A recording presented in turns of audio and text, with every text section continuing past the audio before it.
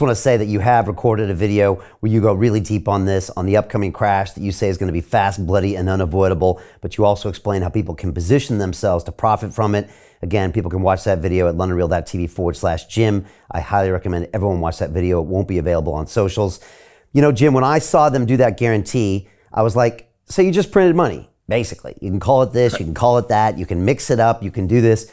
You just printed money, which is the opposite of what you've been doing or what you've been trying not to do, which is really hard for them to not do, but they've been trying not to do for, what, a year, 2 years. But that's basically what they did. They called it something else, fancy new name, but it's basically the same thing. And like you said, it's the largest bailout in history, but they would never say that. You're like the only one telling people that that's the case if you really drill down on the numbers. And again, they kick it down further. They kick the can down even further. Has anyone woken up to realize what's going on? Or is that the point, to just get the public looking past this? That's the point. The universe of people who really understand this, certain lawyers, certain regulators, certain analysts, just experts because it's what they do, is pretty small. But the overlap between that group who really get it and the group who have an interest in making sure no one else understands it is large, meaning they're all in on it. The number of people who really get it, they can raise their hand and say, I'm an expert in federal finance, government securities and repo and off-balance sheet accounting and all that. And I think you're trying to pull the wool over people's eyes. That's like a handful. I mean, and, I'm one of them. There are others, glad to say. But and that's the other thing that really I just have low tolerance for, just the lies. If you have to do what you have to do, you don't want the whole system to collapse. I understand that, but you can be honest with people about it. So, but Jim, let me ask you: they couldn't let that fail, though, could they? What would have happened if it failed? Because, we were going to feel it here in the UK. The prime minister was meeting with the chancellor about what they were going to do, and then Israel's got companies. I mean, if they had let that sucker fail with 97% of the deposits. USDC, the stablecoin, was depegged, which boggled my mind that the CFO wasn't fired that weekend for keeping 10% of his money in an unsecured deposit account. I don't know where to get started, Jim, but what would have happened if they let it fail? Well, one thing I really like about Britain is every regulators, politicians, they mess up and they make mistakes, and it happens all over the world. But the British are really good at stepping up. They resign. If you've done very badly, you're a minister or head of something, and just things go badly on your watch, even if it arguably wasn't from, they resign. So I'll just resign. And Japanese do too. And someone takes their place. In America, we act like nothing's wrong. Nobody resigns. Nobody takes responsibility. I would have said Jay Powell, Michael Barr, who's the vice chairman of the Federal Reserve for supervision. So he's the guy who wears the regulatory hat. Powell's the chairman. And Mary Daly, who's the president of the Federal Reserve Bank of San Francisco. Why haven't all three of them resigned or been fired? This was not arcane. I'll grant, Brian, that you can get into derivatives and crazy off-balance sheet structures, and very few people understand it. You don't see it coming. Okay, that's true. But this was simple. These were 97% uninsured deposits ready to run out the door with massive bond losses.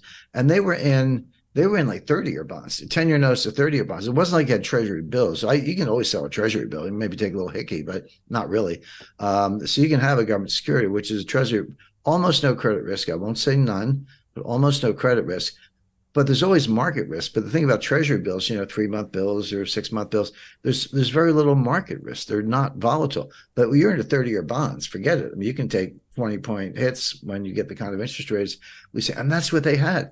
And they put them in this held to maturity account, HTM, held to maturity. Means, we own them, but we're going to hold them for 30 years. And so therefore, you don't have to mark them to market, except if you sell them. If you sell one, because you got a run on the bank, you got to mark them all to market right then. And that's what this Fed facility was about. The CEO sold over $3 million worth of stock about 10 days before the collapse. Now he says, it was according to a pre-filed plan with the SEC, so it wasn't in response to any news or whatever. What do you have to understand? And there are such things, but these pre-filed plans can be part of the scam. In other words, I see it coming, so I'm going to file a plan so I can keep selling my stock. And then if I get accused of insider trading, I'll go, oh, it was all according to plan. Well, who's to say that the plan wasn't part of the scam? And that's the kind of stuff that was going on. The CFO sold a lot of stock. So that's certainly going to be investigated. But you could see this coming. But my point is, a bright high school kid with a spreadsheet could have seen this coming. This is not, you don't have to know Black Scholes in your sleep to see this. It was assets, liabilities, huge uninsured deposits, about $125 billion of uninsured deposits ready to flee, and a comparable amount, slightly more, of the most volatile, government securities, okay, but extremely volatile, not that liquid in a crisis. That's all you had to look at. So where were the regulators? Where were the supervisors? And they said, well, we sent them a bunch of letters, and they tried out the letters as if that was exculpatory in terms of their regulatory incompetence. It wasn't. If anything, it made it worse, because oh, okay, you actually knew about it and didn't do anything. It'd be one thing if you never went over and knocked on the door, but you did. You saw something extremely risky. You sent them a letter and then didn't do anything. So Jim Rickards has just recorded a video that's not available to anyone in the public, and he's going to be talking about how this upcoming recession is going to be fast, it's going to be bloody, it's going to be nasty. But at the same time, he's going to show you how you can position yourself to profit from all of this chaos. Now, we've made this video only available to our viewers. Go to londonreal.tv/Jim. Watch that immediately. I can't say enough good things about Jim Rickards. He understands the global economic system better than any guest I've ever had on London Real. His predictions are almost uncannily true, and you can learn how to profit from his vision, from his expertise, and his understanding of economics. So go to londonreal.tv/Jim or click the link below. It's an excellent, excellent look on what's going to happen in the future and how you can position yourself to profit from that. Jim is one of the best in the business, one of my favorite guests on London Real, and he's very, very good at predicting the future and showing us all to profit from it. So click the link, and I hope you enjoy. Hey, do you want to profit from crypto? Then join my DeFi Academy. The Crypto DeFi Academy will help you create generational wealth. But don't take my word for it. Listen to my students. When I first got into crypto, I remember thinking to myself, I need to learn more. Brian Rose, learning crypto, learning DeFi, gotta do it. I am so grateful that I jumped in and did this. I had to break through some limiting beliefs that I can do this, that I can afford this, that I can be in this. It challenges the things that are deeply rooted within us. Joining DeFi Academy has been one of the best decisions I have made on my blockchain journey. This course was a life changer, a game changer, a huge eye-opener, coming from knowing practically nothing at the speed of the learning over 4 weeks was just fantastic. The information you provided in this class was invaluable. I feel far more confident in my next steps. You took complex concepts and made them easier to understand. What's different than so many other ones is it just doesn't tell you what to do.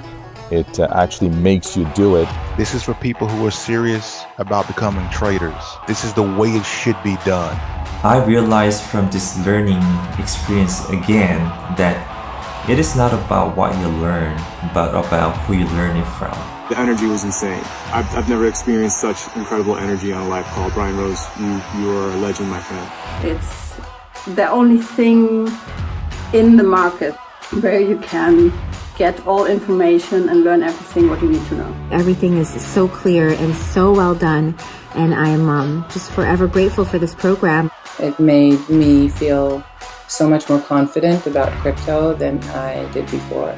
I did not anticipate how passionate I was going to become about it. This course has been like a big learning experience for me, not just in the crypto space, but just an overall balance of life. What I've learned is, how to take ownership, of my life in a way that I really hadn't before.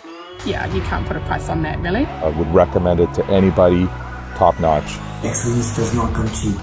So if you want excellence, you gotta pay for it, but it's so worth it. Pull the trigger. That's what this course is about. You're not going to regret it, really. It's amazing. Thank you, Brian and team. So what are you waiting for? Crypto is happening now. Click the link below, submit your application, and let me mentor you on how to create generational wealth and build the decentralized financial infrastructure of the future.